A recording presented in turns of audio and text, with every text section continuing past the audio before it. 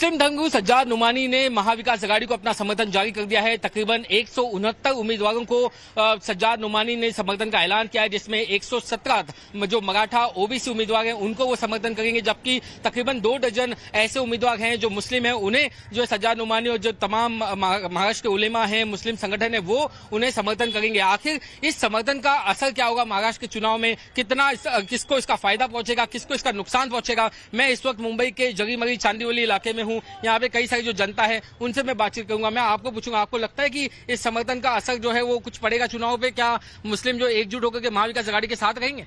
ऐसा है, समर्थन की बात नहीं, जनता का समर्थन जरूरी है हमारे लिए। और जब जनता का समर्थन होता है तो साधु संत और मौलाना सब उसमें शामिल हो जाते हैं। जनता में सब शामिल है, जनता से कोई बाहर नहीं है। जनता शामिल है। बड़े छोटे में आपका मैं एक रिक्वेस्ट करूंगा, छोटे से में जवाब दीजिए। आपको क्या लगता है कि किसको फायदा, किसको नुकसान? महाराष्ट्र की जनता ने तय किया है महाविकास आघाड़ी को यहाँ से हटाना है और महाविकास आघाड़ी को यहाँ लाना है, महायुति को यहाँ से हटाना है। यहाँ पर रोजगार और भ्रष्टाचार का बड़ा मुद्दा है। इस मुद्दे के प्रति जनता साथ आ गई है, तो आज संत मौलाना सब साथ में आ गए। सब साथ में आ गए हैं। मैं आपको पूछना चाहूंगा, जैसे क्या लोकसभा चुनाव में मुस्लिम समाज ने एक साथ महाविकास आघाड़ी को एकजुट होकर के वोट दिया, क्या वही पैटर्न जो है अभी विधानसभा में भी दिखाई देगा या फिर समाज जो है बटा हुआ है? नहीं, मुस्लिम समाज की यहाँ बात ही नहीं है। यहाँ आम जनता परेशान हो गए हैं का महायुति वाले से। इसे मुस्लिम और हिंदू, ईसाई, सिख की कोई बात ही नहीं हो। आम जनता इससे खिलाफ। आप क्या कहेंगे? महंगाई से और बेरोजगारी से। आपको कुछ नहीं कहना? अच्छा, आप अपनी कुछ बात रखना चाहेंगे? नहीं। तो इससे बीजेपी को लेकिन फायदा होगा इस बार चुनाव में? नहीं, मेरे को नहीं बात करनी। अच्छा, कुछ लोग हैं जो अभी भी अपनी जो है बात नहीं करना चाहते। आपको लगता है कि बीजेपी को फायदा पहुंचेगा चुनाव में, विधानसभा में? उनको नहीं मालूम जी।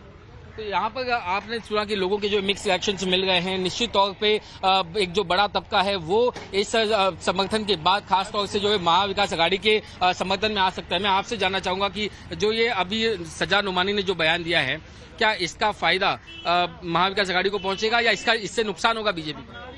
नहीं, इससे नुकसान बीजेपी को होगा और महाविकास आघाड़ी को फायदा होगा।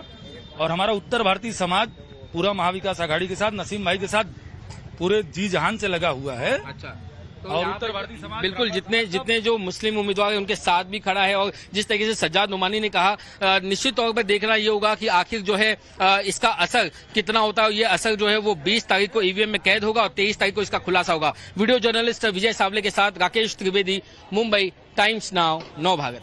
महाविकास आघाड़ी का मतलब है औरंगजेब फैन क्लब। अमित शाह कह रहे हैं 23 तारीख को आघाड़ी का सुपड़ा साफ हो जाएगा, दावा कर रहे हैं। कांग्रेस मुसलमानों को आरक्षण देना चाहती है, SC ST OBC आरक्षण हटाना चाहता है विपक्ष, ये भी उन्होंने कहा। भाइयों बहनों, महाराष्ट्र की जनता के सामने बहुत स्पष्ट 2 खेमे हैं। एक, ये आघाड़ी का खेमा जो औरंगजेब फैन क्लब है, औरंगजेब फैन क्लब है, और दूसरा महायुति का खेमा जो छत्रपति शिवाजी महाराज और सावरकर जी के सिद्धांतों पर चलने वाले। मुझे बताओ दूल्हे वालों, आप किसको पसंद करोगे भाई? मेरे साथ बोलो, छत्रपति शिवाजी महाराज की। कुछ दिन पहले कांग्रेस पार्टी के अध्यक्ष को ये सारे उलेमा मिले और कहा मुसलमानों को आरक्षण देना चाहिए। भाइयों बहनों, अगर मुसलमानों को आरक्षण देना है तो SC ST और OBC का आरक्षण काट कर देना पड़ेगा। मुझे बताओ दूल्हे वालों, आप लोग सहमत हो क्या मुस्लिम आरक्षण के लिए? अरे जोर से बोलो, सहमत हो क्या? राहुल बाबा, मैं आज दूल्हे से कहकर जाता हूं, कान खोलकर सुन लो, आपकी 4थी पीढ़ी आएगी तो भी मुस्लिम आरक्षण नहीं। और अब आपको उन मुस्लिम बहुल सीटों के बारे में बताते हैं जो चुनाव में डिसाइडर की भूमिका निभा सकती हैं। तो कौन कौन सी वो मुस्लिम बहुल सीटें हैं, उनको ग्राफिक्स के जरिए समझिए। तो कहाँ कितनी आबादी है? मालेगांव सेंट्रल की बात करें 75%, सोचिए यहाँ पर मुस्लिम आबादी है। मानखुर्द की बात करें तो शिवाजी नगर में 50% मुस्लिम वोटरों की आबादी है। इसके बाद एक एक करके हम आपको जानकारी दें तो भिवंडी पूर्व की बात करें, यहाँ भी 50% मुस्लिम आबादी है। मुंबा देवी में भी मुस्लिम बाहुल इलाका है, 50% जो वोटर्स हैं वो मुस्लिम हैं। भिवंडी पश्चिम की बात करें तो यहाँ भी 50% मुस्लिम आबादी है। अमरावती में अगर बात करें 47% मुस्लिम वोटर्स हैं। वहीं मुमरा कलवा में 44% हैं। तो अकोला पश्चिम की बात करते हैं, यहाँ 42% मुस्लिम आबादी है। और भाईखला बहुत महत्वपूर्ण सीट है, यहाँ भी 42% मुस्लिम आबादी है। और यही नहीं, महाराष्ट्र के 7 जिलों में 15% से ज्यादा मुस्लिम आबादी है, जो कि काफी बड़ा असर डालेगी आज नतीजों पर। मुंबई में 25% मुस्लिम आबादी है, औरंगाबाद में 21%, तो अकोला में आंकड़ा 20% है। वहीं मुंबई उपनगरीय में 19% आबादी है, तो 17% आबादी है परभणी में। अमरावती की बात करें तो यहाँ पर है 15% मुस्लिम वोटर्स, और साथ ही लातूर में भी 15% मुस्लिम वोटर्स हैं, उनकी आबादी है। और इसीलिए ये जो तमाम इलाके हैं यहाँ पर खासा फर्क पड़ेगा अगर मुस्लिम लामबंद होते हैं all India Muslim personal law board के आह्वान पर।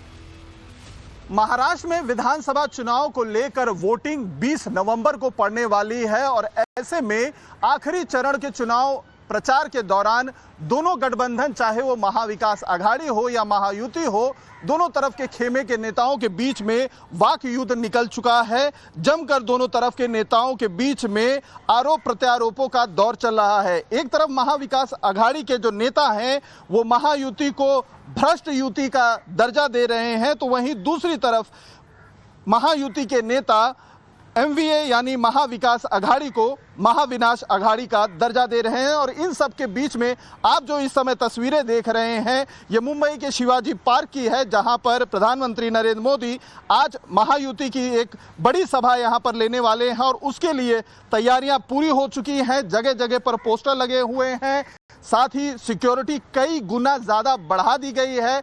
जो शिवाजी पार्क में हमेशा से चहल पहल रहा करती थी, आसपास लोग दिखाई देते थे, अब वहां पर पूरी तरीके से सन्नाटा हो गया है। और अब इस बार के चुनाव इसलिए भी खास है कि जहां एक तरफ महायुति को विपक्ष की तरफ से भ्रष्ट युति का दर्जा दिया जा रहा है, तो वहीं पर गृह मंत्री अमित शाह ने भी इस चुनाव को 2 खेमों में बांट दिया है। एक तरफ औरंगजेब की फैन क्लब है, तो वहीं दूसरी तरफ छत्रपति शिवाजी महाराज और सावरकरों के विचारों पर चलने वाली महायुति का दर्जा दिया है।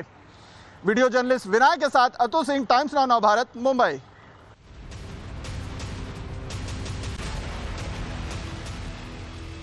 और आखिर ये क्यों कहा जा रहा है कि महाराष्ट्र में एम फैक्टर एक्स फैक्टर बन सकता है, वो भी चलिए आपको समझा देते हैं। तो 120 सीटों पर दरअसल मुसलमानों की बड़ी भूमिका है, जैसा कि लगातार हम आपको बता रहे हैं। 60 सीटें ऐसी हैं जहां पर 15% से ज्यादा मुस्लिम वोटर हैं। वहीं 38 सीटों पर 20% से ज्यादा मुस्लिम वोटर्स हैं। तो आप अंदाजा लगा सकते हैं कि क्यों तुष्टीकरण की राजनीति हो रही है। 9 सीटें ऐसी हैं जहां पर 40% से ज्यादा मुसलमान वोटर्स हैं, और ये तमाम जो इलाके हैं वो मुस्लिम बाहुल्य इलाके हैं। और इसके अलावा आप इसी को इस बात से समझिए कि क्यों ऐसी सियासत हो रही है। मौलाना सज्जाद नोमानी ने अल्पसंख्यकों से एक साथ आकर एमवीए को सपोर्ट करने की अपील की है। मराठी मुस्लिम सेवा संघ ने भी कुछ ऐसा ही किया। इस पर उलेमा की चिट्ठी भी सामने आई। इसको लेकर जब हमने मुसलमान वोटर से बात की तो उन्होंने क्या कहा, वो भी सुन लेते हैं। ऑल इंडिया उलेमा की तरफ से एक फहरिस्त आती है, 17 डिमांड्स आती हैं कि 10% अल्पसंख्यकों को रिजर्वेशन दिया जाए। 550 खिलाड़ी जो हैं वो अल्पसंख्यक होने चाहिए, विधायक उम्मीदवार होने चाहिए, वक्फ बोर्ड की खिलाफत करने वाले लोग हमें चाहिए। अगर वो मान जाते हैं ये मुद्दे तो वहां विकास आघाड़ी को वो समर्थन देंगे। ऐसा क्यों है? पहली बात तो ऑल इंडिया उलेमा बोर्ड ने जो शर्त रखी है, शराइत हैं, उसको एक तरफ साइड में कीजिए आप। सबसे पहली बात है, हम कुरान का एक आयत है उसका कोट करके बताते हैं आपको, ये पूरी इंसानियत के लिए है, खास करके हमारे मुल्क के लिए। अल्लाह गॉड ने फरमाया अल-फितना तो अशद्द मिनल क़त्ल, जो फितना फैलाता है, झूठ बात का प्रचार करता है। जैसे बड़े बड़े विद्वान लोगों ने कहा है कि झूठ इतना बोलो कि अच्छे खासे पढ़े लिखे लोग भी उसको सच मानने लगे। टर्म्स एंड कंडीशन दी गई हैं कि अगर आप हमारी मांगों को मानते हैं तो हम सरकार के साथ जाएंगे। तो ये ऑफर देने की क्या जरूरत पड़ गई है मुसलमानों को? क्योंकि मुसलमान अपनी तरक्की चाहता है, इस देश का वासी बन के रहना चाहता है, और एक धारा में बहना चाहता है सब लोगों के साथ में, तो जरूर वो अपना फायदा चाहता है, तो वो